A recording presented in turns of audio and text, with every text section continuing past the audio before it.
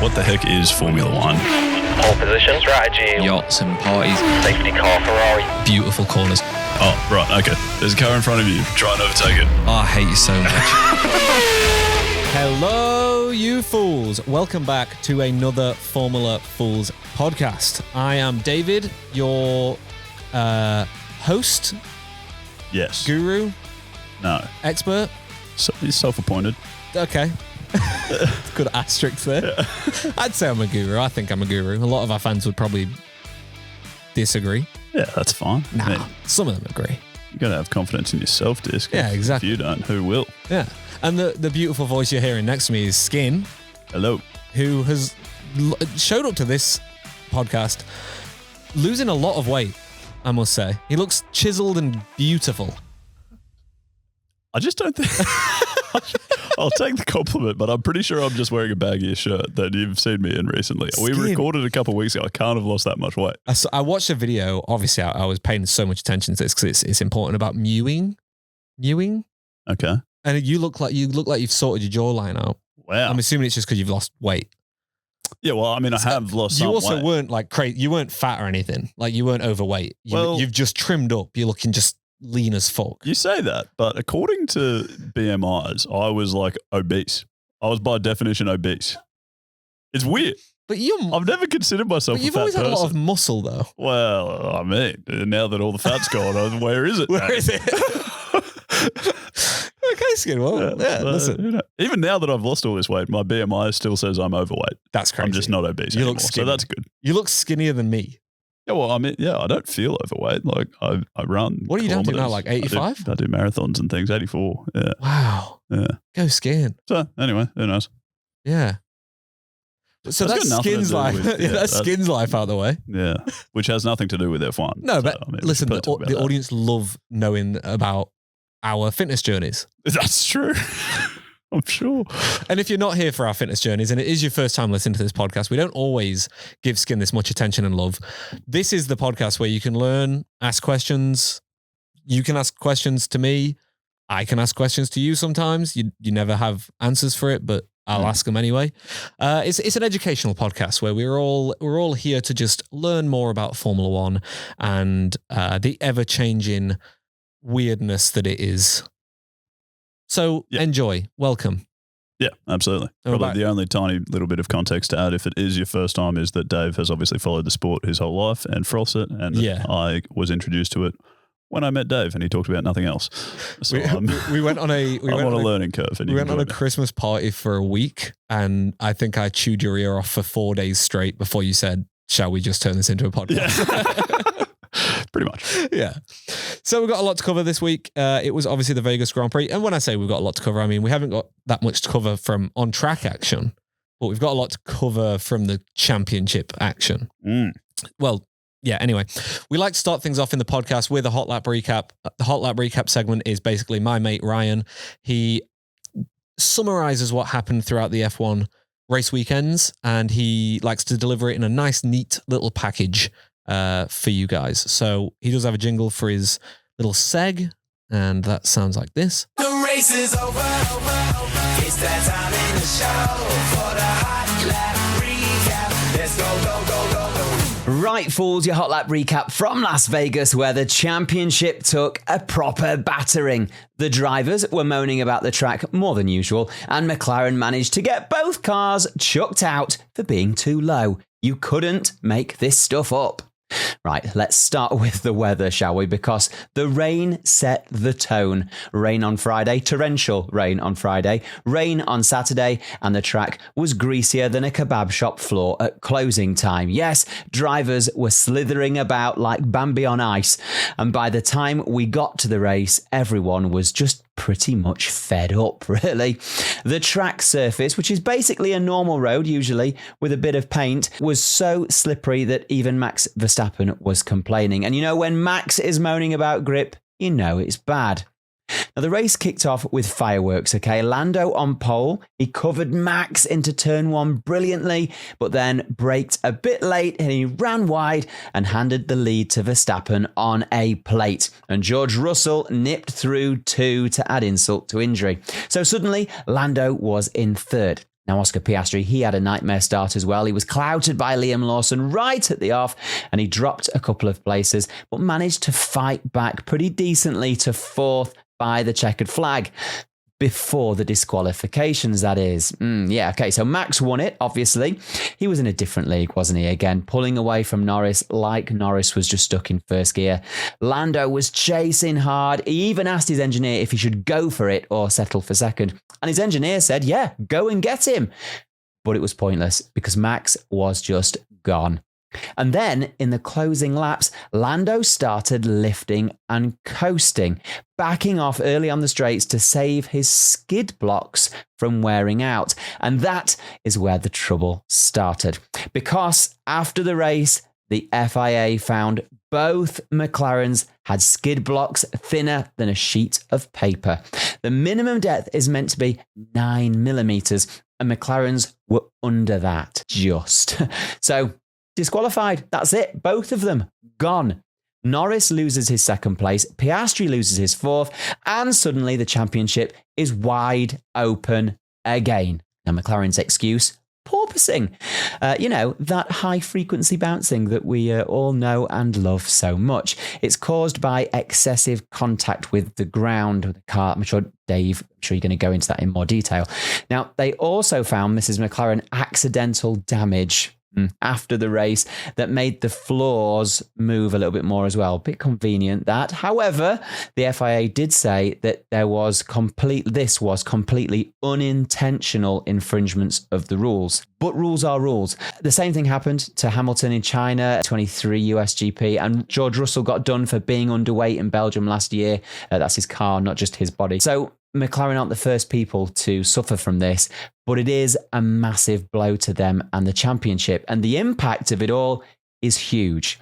You see, Norris had built a 30-point lead over Piastri and 42 points over Verstappen. And now it's 24 points over both of them. With Qatar being a sprint weekend as well, and Abu Dhabi left in the championship, there are 58 points up for grabs, and Norris only needs to score 2 more points than both Verstappen and Piastri in Qatar in order to win the title with a race to spare. But achieving all of that has just got a whole lot harder because of that disqualification. And for a little bit of light relief, I could sense Dave smiling from across the ocean. Hamilton qualified last. Did you catch that? It's his worst qualifying session of his career.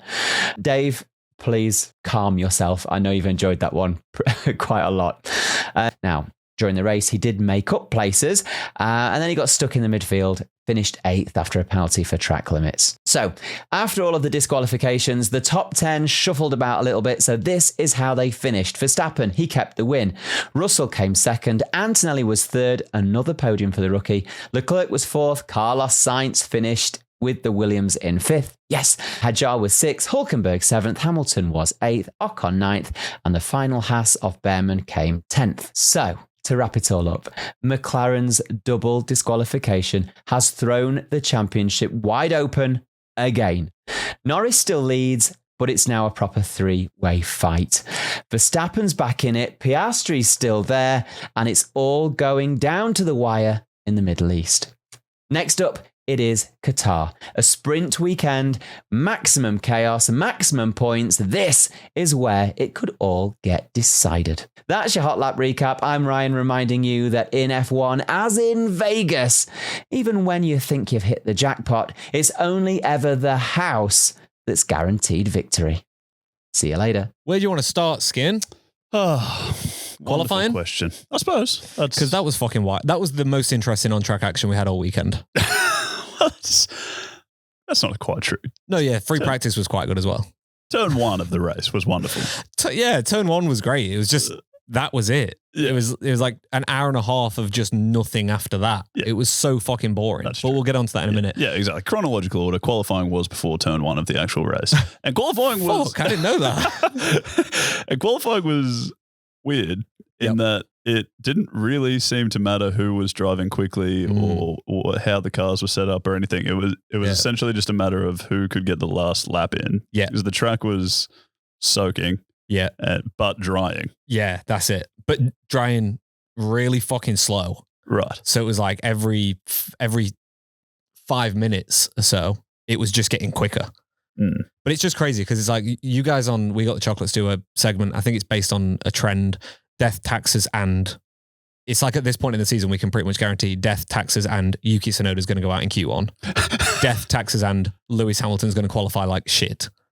Like these two are just guarantees. Like Lewis has had more Q1, Q2 dismissals this season, I think, than ever in his whole career added up. Sure. Okay. All right. Yeah. Him being P20. Yeah. Him qualifying last, probably not quite the same as death and taxes. Phenomenal. No, not last. But just not making it through to Q3. Sure. Okay. Oh my God. It was the best thing in the world. What happened there? But why did he not? Because didn't he have time to get another lap in? Why? Yeah. That was the worst bit. His race engineer saw that he crossed the line and was able to do another lap. Like he didn't hit the check flag and didn't tell Lewis. Lewis just assumed that he'd missed the thing because he saw the flag. But he got there with like literally a second to go. So he could have done another lap. And on the race pit wall, it would have said, because a checkered flag on our feed pops up next to the name. But the name like grays out or something when they've crossed it after the flag. So his race engineer would have been looking at a screen that would have said he can do another lap. And they would have seen the data to be able to see he can do another lap. And they just didn't tell him. That's amazing. Surely you just assume you can do another lap and keep flooring it until someone says you can't do another lap. Bring it back into the pits. Well, then we can blame both of them. They're both shit. Anyways. I think the really interesting thing that you just said there, though, is like, it's so true that when rain, especially rain like that, where it's like full wets and it's like, I'm shocked they didn't red flag that session to delay the qualifying. Like, it was so bad, the rain in that first one. Yeah. Like, it equalizes everything. Like, we were seeing Haas, Alpine, Aston Martin, they were all just like fucking top three. Like they were dominating it. Just some random people on provisional pole. Yeah. George's first ever podium of his career, which a lot of people would dispute whether he deserved it or not because of the rain, was in Spa 21, I think it was 21. And like the rain equalized it so much that the Williams that I barely scored a point for like 4 seasons, we qualified third, finished third. Like, just because the rain was that bad. Yeah. So that just shows you what it's like. And, you know, Lewis is supposed to be a guru in the rain. Obviously not. Oh, Dave. It just makes me laugh so much because all of the Lewis lovers they'll tell you till the sheep come home that Lewis is the best in the rain. Like, Lewis is the GOAT in the rain. And then Lewis was the one P20. First time Ferrari have been P20 since 2009. And this comes a week and a half after John Elkin made them comments of the drivers needed to pull their own weight. Yep.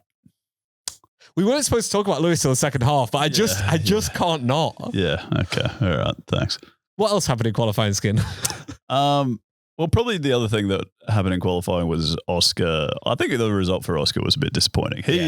It didn't seem to matter who looked quick or whatever. It really just mattered who was getting the last lap, essentially. But he did look quick. Yeah, like, he was occasionally putting it on pole. And sort of jumping everyone. And you thought, like, if he does go late, he's a chance of finishing on pole. Yeah, and then he's a chance of winning the race. And this could all be very exciting. Yeah, he could turn it around. And then he didn't. And then he shit the bed. Yeah, P7. Yeah. And there was like that. I think there was a yellow flag situation. Yeah, didn't he end up skidding out? And he ended up going off track as well. But I'm not sure if that was like he'd already backed out of his lap and then he just kind of was. Okay. You know, I'm not too sure, but he said in the post-quality interviews that the yellow flag was the thing that ruined his lap. Sure. Already, which obviously they'll have delta on the steering wheel. A delta is like your target lap time of what you need to hit. And he would have lost all the time there. So yeah. Okay. But yeah, very, very odd for old Oscar. And by old Oscar, I mean young Oscar. Quite young. Yeah. Sucks. Anyway, so that was qualifying. Yeah. And then the race. There was one interesting turn. I think that just one last note on qualifying. Everyone did so well, bar Alex Albon, to not hit the wall.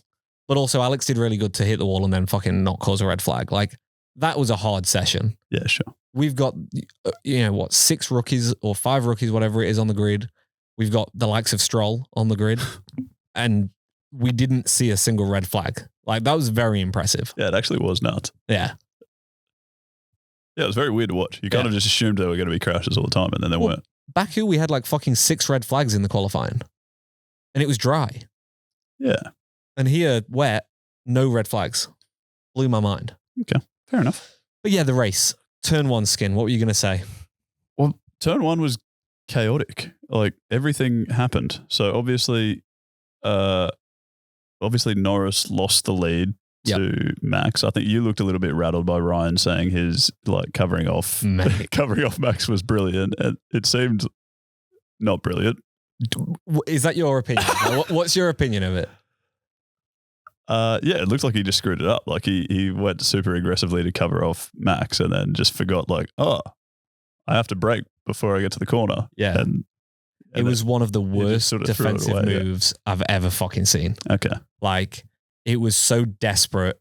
He's just, someone messaged us earlier. I think it was Will that messaged us earlier and was like, it just seemed like he's still scared of Max. And I fully agree with that.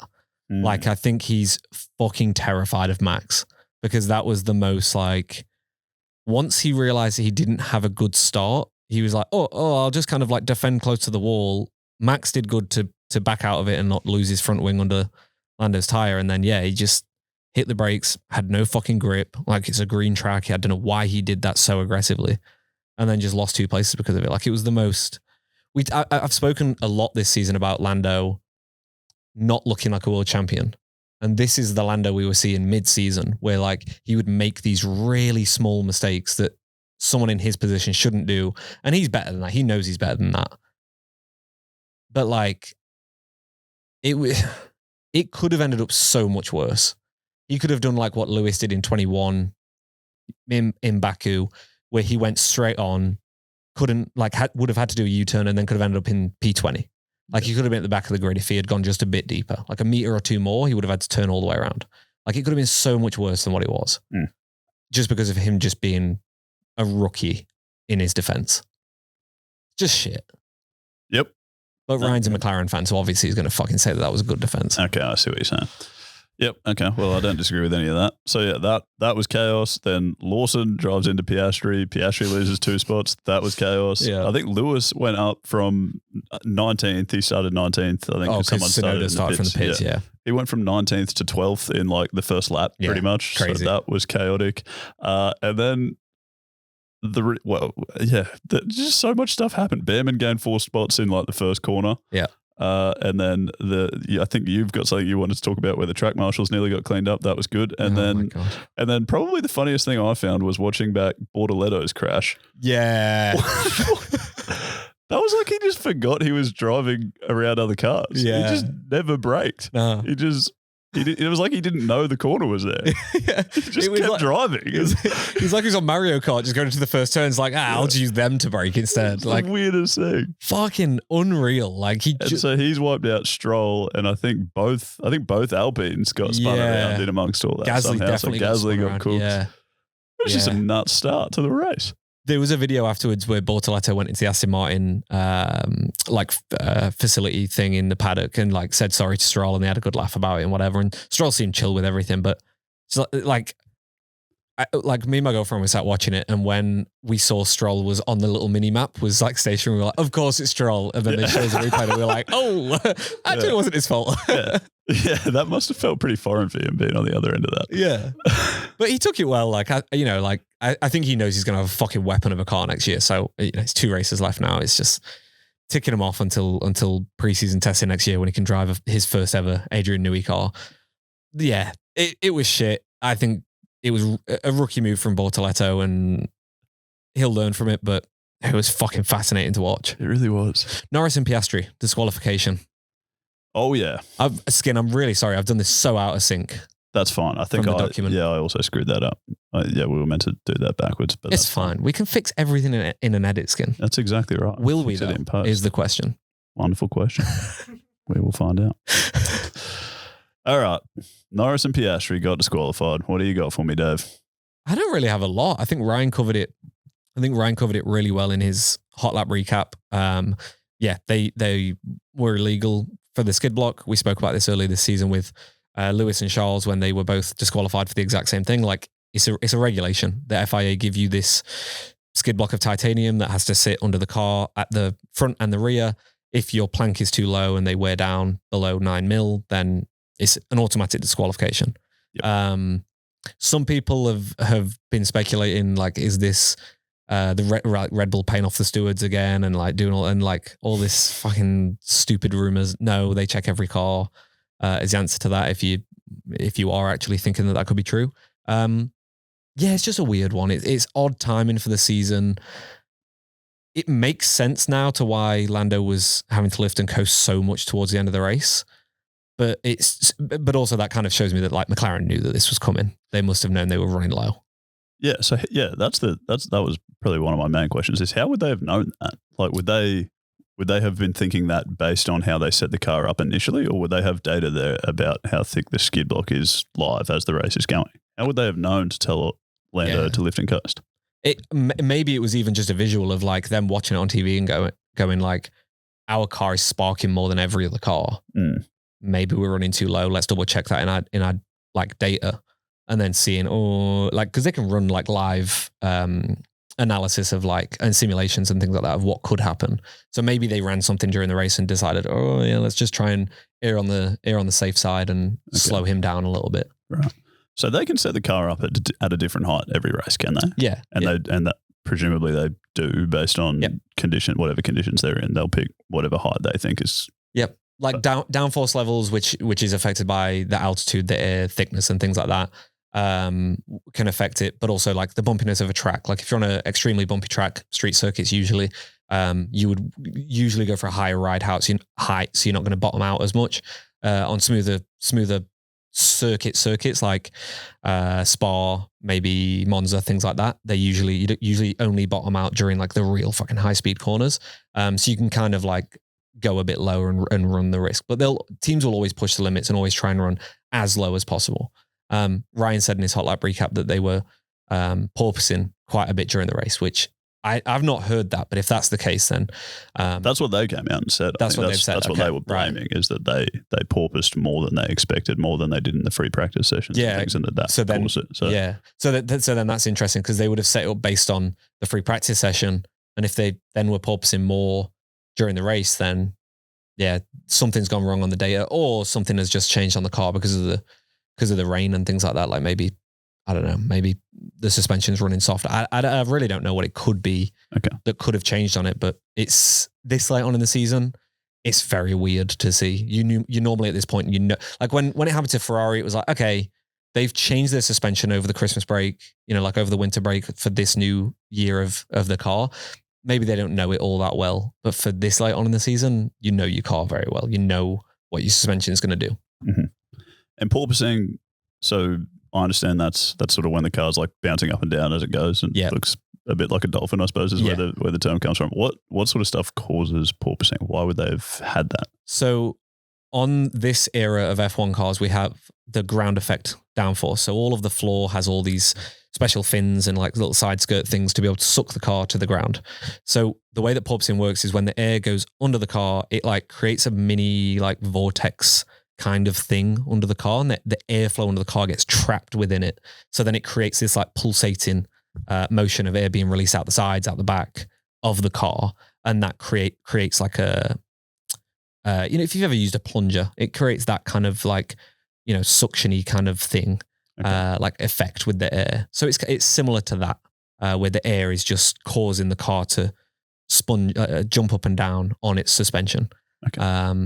And it's just a really uncomfortable thing for the drivers to feel because of the heavy forces and loads, they will bottom out. So the bottom of the car will hit the floor. So they can just be genuinely slamming up and down from the floor. So it's uncomfortable as hell for the drivers, but obviously can then also lead to your car being illegal. Perfect. All right. And so as you mentioned, it didn't really add any on-track excitement. The race was still pretty boring, but that does mean the championship is now much more exciting, right? Yeah. So Max and Oscar evens on 366 points, only 24 behind Lando on 390, and there are 50-odd points left up 58, for grabs. Yeah, we've got 2 races, 25 for a win on each, and then a sprint, 8. You can get 8 on that. So there's a way that they can all go into the final race because of the sprint joint on points. So I think it would need to be Max P1, Oscar P2 in the race. So that would give Max 25, Oscar 18. Max doesn't finish the sprint. Oscar gets 1 point in the sprint. Lando gets 1 point in the sprint. And then Oscar has to get 7 points. So that would be P2 in the sprint. So then that would put them all evens. No way. In the last race. So they would all be on the exact same points. There's a few other ways that like it could happen because we've got the sprint and the thingy. So like Oscar could win it and, you know, it could be the other way around with Oscar and Max there. But yeah, like we could go into the last race with them all square. Come on. One race. Yeah. That would be phenomenal. But even if it's within, if we could get it within 8 points, you know, like from first to second is 7 for one race. From first to third is 12. No, it's 15. So 10 points. If we could get it under 8, under 6 would make it real fucking interesting. The last race. For the last race. Yeah, okay. It is cool though, that double disqualification. It just adds a bit of spiciness. Like I've sort of like I ended up back in McLaren because I sort of got around Oscar as an Australian and stuff. So I've sort of like been cheering for him the whole year, I suppose, and it's been disappointing watching his fall away from form. But I feel like the whole time I've kind of secretly had my fingers crossed that Max would pull off this like outrageous comeback. You just want to see like that comeback story. So I feel like there's a lot of people out there that would. I don't know why, but I sit in this camp and I don't know why I do, but like I would rather see Max win than Lando win. Yeah, sure. Because I think the comeback of Max winning is way better than Lando winning. Yeah, he had like halfway through the season, he had no right to win. Like, McLaren just had the better car by streets. And he was over 100 points behind. Yeah, he's within 24 now, within 25 now. It would be phenomenal. I think for me, like ultimately, I'd love Oscar to win. I don't think that's going to happen. His form's dropped off. That would be ultimate. Like that would be number one. Aussie winning. Like we've not had an Aussie world champion in so long, but also living in Australia, that would just be even so, like people I work with that don't like F1 are getting right into it now. Like everyone's starting to get behind Oscar. So that would, I mean, everyone's been behind Oscar. You know what I mean? But like that would be phenomenal. Max on the comeback story, that would be great. Lando's story, I'm just like, do you know what I mean? Like, there's not really a lot about it. Like, he's had a bit of a redemption, but he's the faster car of the season. Like, I don't know. I feel like Oscar and Max's story both are just better. Yeah, agreed. In terms of actual on-track action, it was. I feel like pretty much the only on-track action was Kimi Antonelli. Yeah, he went from, I think he qualified in like 17th. Yep, and ended up. Well, with the disqualifications, ended up on the podium. P3, yeah. Which is nuts. So, yeah, I assume he's probably pretty comfortably most people's driver of the day. But so how did he do that? So he's had an early pit stop to get rid of the medium tyres. Yeah, so he's done his change in compounds. I think he went onto the softs. Right, okay. I'm sure he pitted twice. I think he went medium soft and then onto the hards or something. Maybe that was someone else, but I'm sure Kimi had 2 pits. I can't remember. I think he had 2 pits, but I thought he went whatever he started on, say medium or soft, got rid of them. And then I thought he went hard and just had No. So he made them hard. He only did 1 set of hards. Oh, really? I'm sure it was like medium soft, racked the softs off very quickly. Okay. And then went onto the hards. Because I think he may have pitted twice under the safety car. Okay. But yeah, he made them hards last. I saw a meme earlier and it was like 2 girls whispering and the speech bubble coming out of them was, I heard he stayed hard for most of the race. Good gear. Oh, Dave. Fantastic gear. Grow up. But then the photo they chose of Kimi made him look like a child. So then I was like, that's not fantastic, Dave. Goodness me. But yeah, 17th to 3rd is very impressive, especially for a rookie. I mean, okay, yes, he's in a Mercedes. Mercedes also finished, like George also finished P2 and was very quick in the first stint against Max. But like, it's a huge confidence boost late on in the season. Like these are the kind of results you want to end your year on. And yeah, I think he drove phenomenally, and hats off to him. Yeah.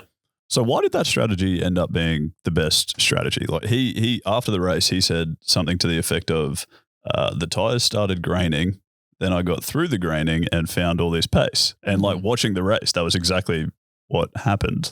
Like the longer the race went, it seemed like the faster he was getting. How does that work? How do you just get through the graining? So this is very specific to the conditions we had this weekend. You wouldn't see this on every track, but a street circuit like this that's like they relayed a lot of the road, so it's not just like a common road that we would have just outside the studio here, but like it is a higher grade of bitumen on the ground. So like it's very fresh. It's 3 years old at this point, and it's very green. When we say green, we mean it's rained or street cars have been on it, so it doesn't have Pirelli rubber down. It doesn't have the rubber that's going to help you grip. It's got random ass rubber, or it's been washed away by the rain. So starting the race dry on a very green track, that track is that surface is only going to get faster as it goes on. So the surface is going to improve so much with everyone driving around it, laying down fresh Pirelli rubber. So there's that.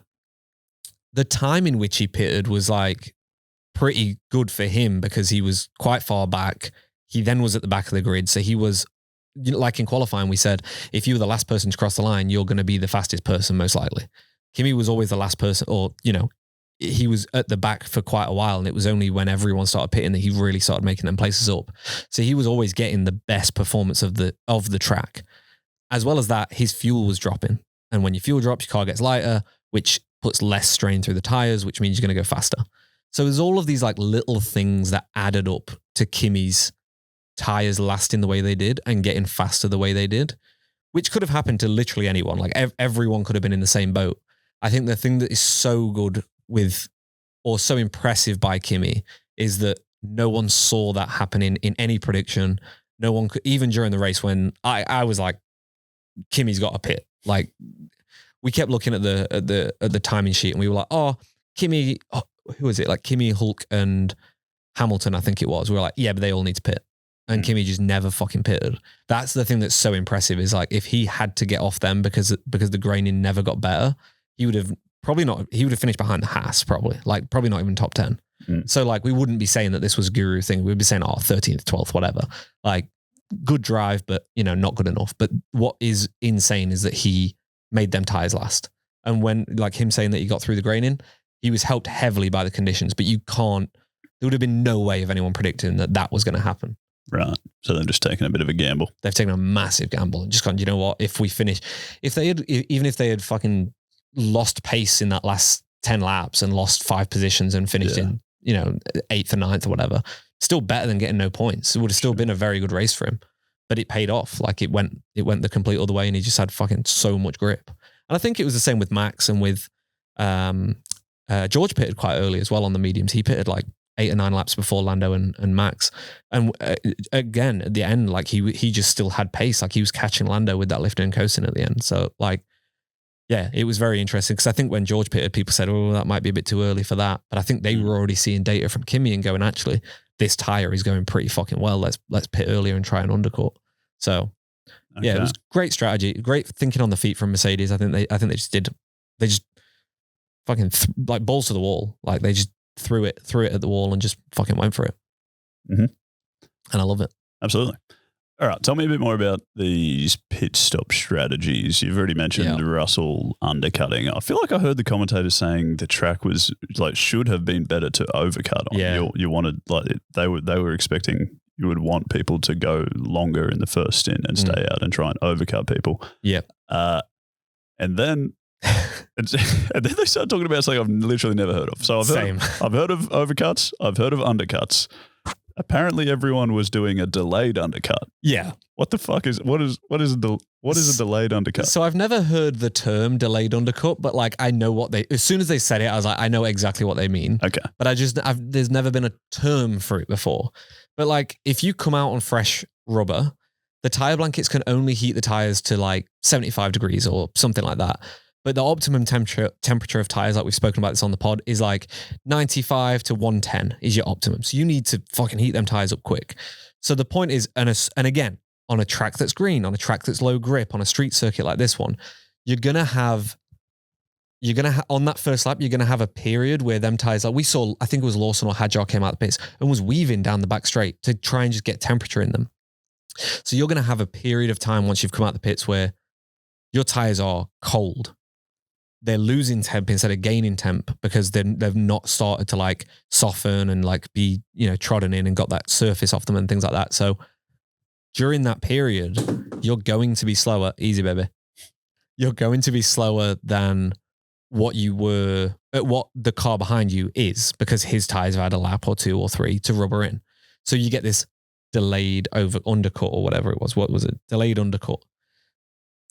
We've always talked about it in F1 that like, oh, his tires are up to temperature, so he might have a better opportunity to overtake that person. Right. That's just come out of the pits. It's always been a thing. We've just never had a term for it. And I feel like Crofty said he spoke to, I think it was a Ferrari mechanic or engineer or something, and they mentioned it to him and he loved it. So now he just used it too much during the commentary. Okay. It's a good word. I like it. It's a good term. It makes a lot of sense for what it is. And we've never had a term for it. We've just always said, okay, he's got his tires are up to temperature. He's going to have a chance to overtake him. Right. Okay. But so to clarify the difference, a normal undercut, you would pit earlier. Yep. Then you would be on fresher tires than the person you're undercutting who was in front of you. Yep. So you're getting better lap times in than they are while they're on older tires. They pit and come out behind you. Yes. So you're already in front of them.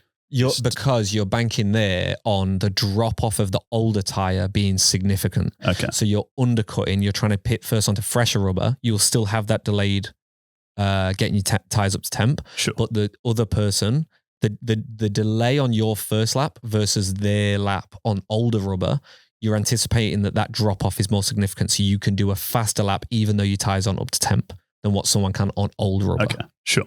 So that's an undercut. Okay. So that's an undercut. And then so this delayed undercut is perhaps you pit even a little bit earlier.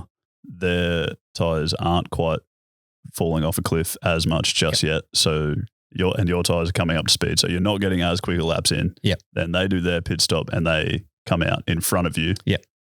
As opposed to behind you. Yep. So you haven't undercut them, but now you're on better tires that are up to temperature, so you can easily overtake them. Yeah, because what they can do is they can predict before you pit. So before car number 1 pits to try and overtake car number 2, they can see that there is this window in between these cars where we're going to come out of the pits, and that will be good for their strategy. So if like Verstappen, for example, when he pit, he could come out between, let me just throw a hypothetical, say Charles and Lewis, it's just easier. So he could come out between Charles and Lewis because there's a nice 5-second gap.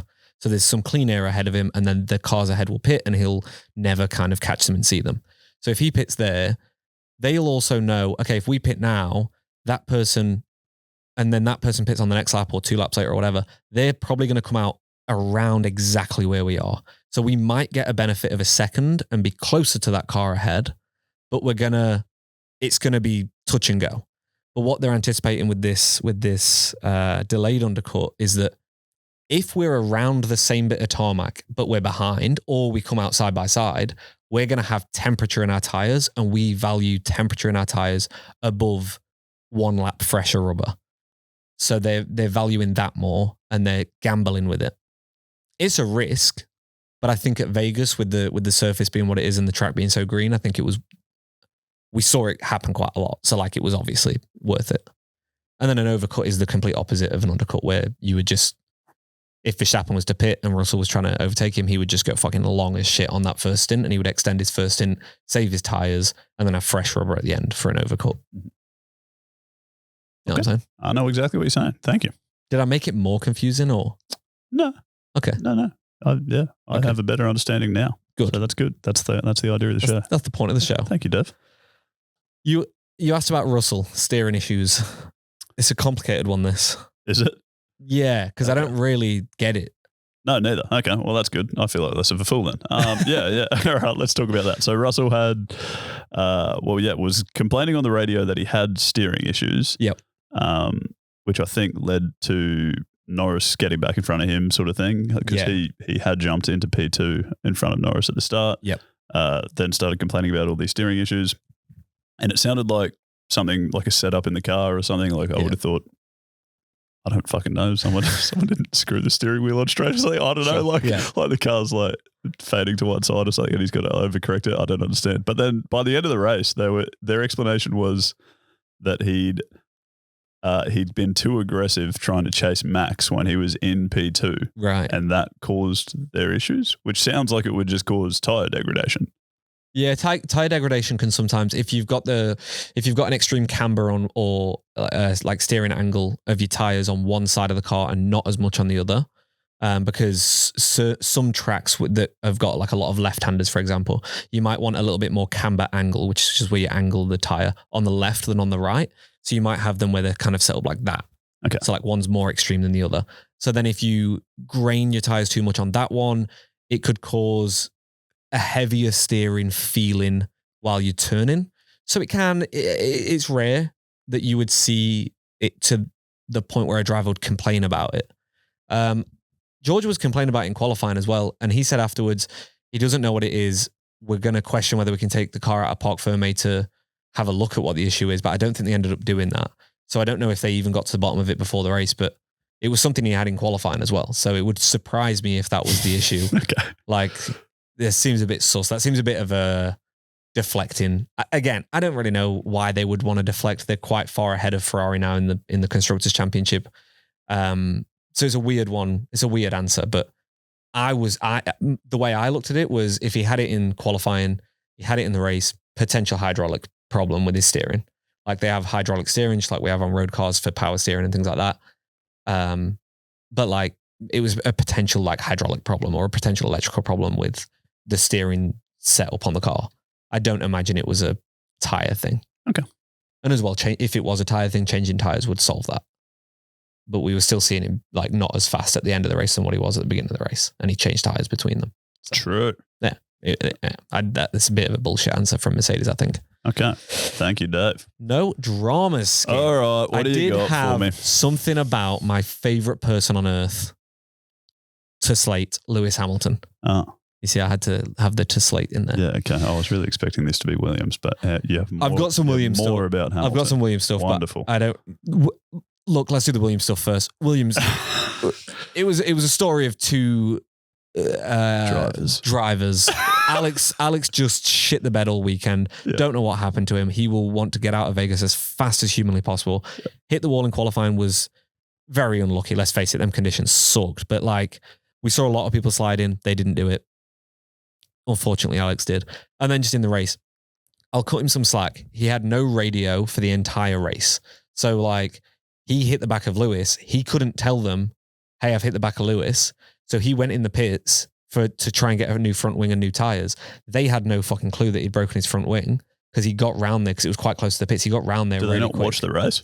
Yeah, but like by the time, but what you've got to think is the pit crew in the pits are watching the same feed as us. So that's delayed, right? The engineers on the pit wall will have a more live feed, but they will have seen that potentially slightly delayed for where Alex is, and he was real close to the pits, to get that message to them to prep a front wing, to get it out and get it on. By the time he was there, they didn't have enough time. So we ended up pitting. I saw a meme of people saying, oh, they forgot his front wing. They didn't. Well, they did, but like it was because everything was so rushed. So he pitted. They didn't change his front wing. He then came back around, went in the pits again to change his front wings. Then he was fucking double last. Yeah. And then they put him out, and then he was investigated, got a penalty. He was investigated again. It was just a shit show. When he retired the car, it was like, mate, you've put in like 4 fastest laps of the race. You probably don't even fucking know you've done that because they can't tell you've done that. So he had pace in the car. It was just bad. He just had a shit race, and he couldn't talk to anyone. He did say after the race, someone said to him, like, how was it doing all them laps around Vegas without a radio? And he said, to be honest, I'm glad I didn't have the radio. I think he would have had some stern words for the crash against Lewis, his team not having the thing ready, and, you know, whatever else. But the crash on Lewis, that didn't look like anyone else's fault. Oh, it was Alex's fault. He just drove straight into it. It was Alex's fault. He mistimed how quickly he was catching Lewis. Yeah, you can't have had stern words for anyone else there. No. He would have been pissed off with himself. Yeah. No, it was 100% his own fault. Okay. But speaking of Lewis, Lewis did an interview with BBC Radio 5 Live after the Vegas Grand Prix, and he said, it was a terrible result. There is nothing positive to take from today, and I'm eager for it to all end. I'm looking forward to it. I'm looking forward to it ending in regards to this season, and I'm not looking forward to the next one, as in next season. Shit, that's not good. Yeah. Oh, well, can't win them all. No. Hey, it doesn't sound like Lewis or Charles really listened to old mate telling them that they need to talk less. Well, okay. So Lewis certainly fucking hasn't, because Lewis has come out with words like that, which is brutal. Charles is so fucking blinded by the Ferrari glow that he said in an interview on Thursday last week, he said, I had a chat with John on the phone or some shit, and he's like, he explained what he meant behind all of the things that he said. And actually it was a positive message towards us. I'm like, Charles, brother, listen to it again. You're wrong. Classic bit of gaslighting. Yeah, literally. Nice. Like your boss, unless John has got on the phone and been like, hey, Charles, it was all aimed at Lewis, not at you. That is the only way John can get out of that. Okay, it's the only way. Okay. But even then, it's still like he's still dogging in. It's still shit management. Pretty much everything that Ferrari posts, that everyone is just commenting, #John out or Elkin out or something like that. Yeah, he's getting slated. Fair enough. Anyway, not driver. We don't do that anymore. Guru / Fool of the Week skin. What do you got for me? A wonderful question. Oh, yeah, of course. Guru of the Week, Kimi, 17th at the podium. No brainer. Fool of the Week. I mean, McLaren double disqualification has to be right up there, but I got a way better laugh out of watching Bortoleto crash into Stroll, man. That was just the weirdest thing I've ever seen in my very short career of watching motorsport. It was like he just fucking forgot he was. Yeah, there were other cars on the road. Yeah, it was so weird. It's like Bortoleto just forgot that you can actually get injured. Yeah, and he was just like, "Hey, yeah, amazing." I chose Kimi as well for Guru. He was a Guru. And Fool of the Week, I've got to go with Alex, which pains me. I'm wearing a Williams shirt as well, just so that he knows I still love him.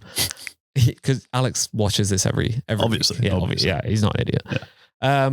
Yeah. I had to choose Alex. I just think he deck chaired and he just didn't show up this weekend and perform. And when we see Carlos, okay, P5 because of the double disqualification, but P7 before that, Carlos had a good race. He had a great qualifying, and it's just a shame that Alex, from the qualifying crash, his weekend was just ruined, and he didn't recover it. So Alex was my fool. Next race we've got is Qatar. We've got a sprint race. We've only got 58 points available for the rest of the season. There's 33 of the points available this weekend for maximum point scorers. There's 24 points to the championship. Theoretically, mathematically, we could have a new championship leader leaving this race, or Lando could win the championship this weekend. I think, what was it? He only needs to beat them by 2 points after this weekend, and then he's got the championship. So we could see a new championship, a new world champion, or we could see a new world championship leader going into the last race. Who knows how it's going to go? But that is certainly one thing to watch out for. Qatar is a bastard for the heat. It's such a hot race, so drivers are always, it's not as bad as Singapore, but it can be a very tough race for the drivers. It's late on in the season. We're midway. It's going to be, second race, a back-to-back race, and then it's going to be a triple header for the final. There's going to be a lot of, it's going to be very hard. It's going to be very difficult for the drivers this weekend. So just keep an eye on small mistakes midway through the race. Hopefully we actually get a fucking good race this weekend. Hopefully we get a good sprint. Qatar's track is quite good. There are overtaking opportunities. It's look, it's not the best track in the world, but there are overtaking opportunities. So if we get tires degrading quick, or if the temperatures are super hot, then we could see a bit of a mixed strategy, or 2 pit stops at least. So fingers crossed for that. Who knows? All right. That wraps up another lap at the Formula Fools podcast. We hope you enjoyed the ride as much as we did, and it is now your turn to join the Fools family by connecting with us on social media. We are at Formula Fools on Facebook and at Formula_Fools on Instagram, YouTube, and TikTok. Oh, yeah. And if you would like to help us out in any way, probably the most useful thing you could do is leave a little rating and review wherever you're listening. That would help us get up the charts and get more people listening, things like that. Preferably 5 stars if you're offering. That'd be greatly appreciated. Yeah. Yeah. Nice. Go skin. Thanks. Thank you, Dave. Good call to action. And thank you to the people that action it. Yeah. I'm just giving them some time now so they can, you can go to Spotify, you just click on Formula Fools on the thing, or Apple, wherever you are, and then you've got the time. Here it is. Ding. Well, thank you for watching us thank you for joining us at Formula Fools, where every turn is a chance for a good laugh. We'll see you next time.